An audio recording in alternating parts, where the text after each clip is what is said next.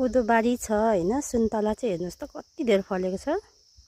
यो सबै सुन्तला है हाम्रो, सबै सुन्तला हो। हेर्नुहोस् त कुनै सानो सानो बोट छ है। कोदो बारीमा चाहिँ हाम्रो यसरी सुन्तला फल्छ।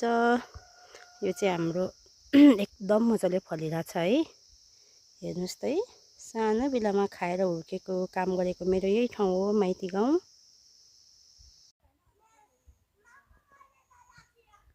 बबाल अमिलो फलेको छ है यहाँ चाहिँ। हाम्रो निबुवा भन्छौँ है, यो चाहिँ निबुवा होइन। मेरो माइती गाउँमा चाहिँ यति धेरै अमिलो हेर्नुहोस् त, कस्तो दामी क्या। हेरौँ हेरौँ हेरौँ लाग्ने कति धेरै फलेको क्या। फेरि यो बोटै लड्ने गरी फलेको छ क्या। यति धेरै अमिलोहरू पाउँछ है।